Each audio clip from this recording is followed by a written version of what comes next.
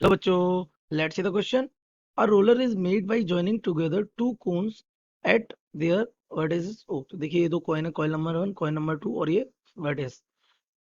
It is kept on two rails A B and C D which are place asymmetrically. देखिए, C D के साथ straight जा रहा है और ए बी क्या हो रहा है, आगे जाके डी की तरफ बेंड हो जा रहा है. तो आप क्या देखिए, with its axis perpendicular to C D and O at the centre of the line joining A B and C D. तो ये ए बी और सी डी को ज्वाइन करने वाली लाइन का सेंटर ओ है. किस इंस्टेंट पे, इस इंस्टेंट पे.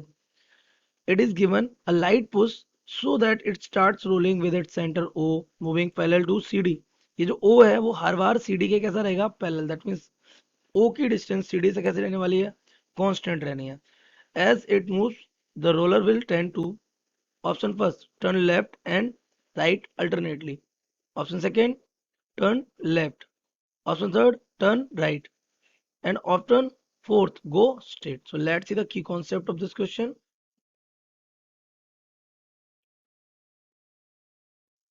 The key concept of this question is beta moment of force put a point is given by, ये हमारा होता है that is the torque is tau is equals to moment of force. Torque होता है हमारा the force multiplied by perpendicular distance, है ना. ये दोनों एक दूसरे के म्यूचुअली परपेंडिकुलर होने चाहिए. या परपेंडिकुलर डिस्टेंस हो तो फोर्स, डिस्टेंस अगर डायरेक्ट ना हो तो आपका फोर्स कैसा हो जाए, परपेंडिकुलर हो जाए उस पॉइंट से. तो आप देखिए, हम मोमेंट कैलकुलेट करने वाले हैं किसका, इस पॉइंट का. किसके अबाउट में, ओ के अबाउट में. तो देखिए, ऊपर अभी हमारा क्या फोर्स लग रहा होगा, नॉर्मल रिएक्शन. तो नॉर्मल रिएक्शन किधर जा रहा होगा, इधर. This will be the normal reaction. मान लिया यहाँ इट भी इधर लग रहा है कितना, एन टू. क्योंकि अभी ये दोनों रेल्स के कहाँ पर है, सेंटर पे. तो ये दोनों अभी वर्टिकल के साथ कितना एंगल बना रहे होंगे, थीटा. और ये भी वर्टिकल साथ कितना एंगल बना रहा होगा, थीटा. वर्टिकल यानी आपका ऐसा परपेंडिकुलर जो आपका इस प्लेन के 90 सिंपली, है ना. तो इसके साथ कितना एंगल बना रहा है, थीटा. एंड यहाँ पे भी थीटा. तो इसके दो कंपोनेंट हो सकते हैं, एक हो सकता है इधर और एक हो सकता है इधर. और एक हो सकता है इसका इधर कंपोनेंट, एक हो सकता है इधर. अच्छा, ये जो n1 का जो वर्टिकल कंपोनेंट होगा, इसे वर्टिकल का ये हॉरिजॉन्टल हो जाएगा, जो अपवर्ड डायरेक्शन में रहेगा, that will be n1 cos theta. और इसका जो रहेगा वो जाएगा n2 cos थीटा. और ये जो आपके ये इधर साइड जो वर्टिकल वाले, यानी कि हम कह सकते हैं हॉरिजॉन्टल डायरेक्शन में कौन सा रहेगा, n1 sin थीटा. और इधर कौन सा हो जाएगा, n1 sin थीटा. तो देखिए, ये आपके क्या बन रहे हैं, फोर्सेस. अब n1 sin थीटा और n sorry this is n2 sin theta. ये दोनों फोर्सेस आपके सेम लाइन ऑफ फोर्स में हैं, तो ये मूवमेंट नहीं क्रिएट करेंगे, ये जस्ट फोर्स है. बट n1 cos थीटा और n2 cos थीटा ये कैसे लग रहे हैं, आप डिस्टेंस पे लग रहे हैं और डिफरेंट लाइन ऑफ फोर्स पे लग रहे हैं. They will create movement. But since roller is not lifting up at any instant,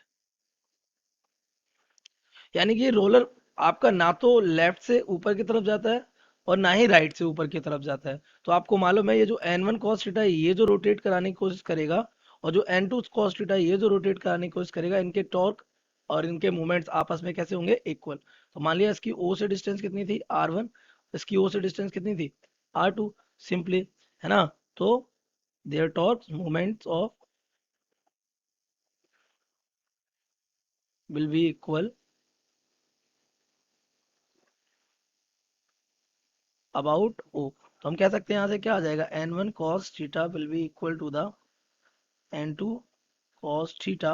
और यहाँ मल्टीप्लाई किससे कर देंगे, r1 से. और यहाँ मल्टीप्लाई किससे कर देंगे, r2 से. क्योंकि आपका यही मूवमेंट्स का लॉजिक है, क्या, फोर्स और परपेंडिकुलर डिस्टेंस. तो यहाँ से cos थीटा क्या हो जाएगा, कैंसिल हो जाएगा. You will get n1 r1 is equal to n2 r2. यानी आपको पता है ये वाला रिलेशन फॉलो होने वाला है. दैट मीन्स अगर R1 इंक्रीज होगा तो N1 क्या हो जाएगा, डिक्रीज. अगर R1 डिक्रीज होगा तो N2 क्या हो जाएगा, इंक्रीज हो जाएगा. तो क्वेश्चन देख लेते हैं कौन कहाँ इंक्रीज कहाँ डिक्रीज हो रहा है. तो वो क्या बोल रहा है, देखो, ये जो V है, ये B आपका D की तरफ क्या कर रहा है, बेंड हो रहा है। तो आप देखिए जब ये रोलर आगे जाएगा इधर, तो ये इस साइड आता चला जाएगा, तो ये जो रेडियस होगी ये यहाँ पर रोल करेगा, तो ये जो डिस्टेंस होगी R1 की, वो क्या हो जाएगी, डिक्रीज हो जाएगी। तो एज रोलर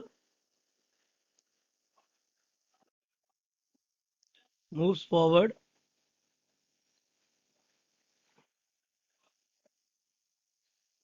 क्या हो जाएगा, R1 बिकम स्मॉलर। R1 क्या होता चला जाएगा, स्मॉलर। इसी बात का तो असिमेट्रिकल है। और अगर R1 स्मॉलर हुआ तो you can say N1 will automatically greater than N2। N1 कैसा हो जाएगा, बड़ा हो जाएगा, किससे, N2 से। अब N1 बड़ा हो गया, so the net horizontal force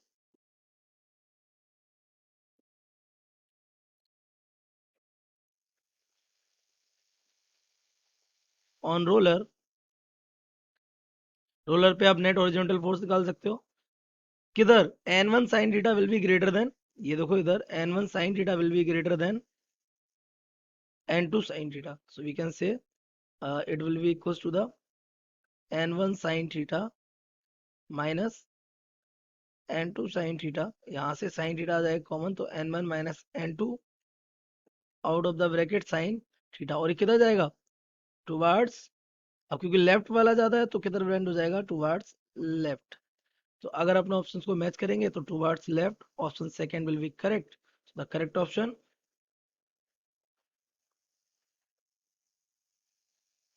second. I hope you have understood it well. Best of luck.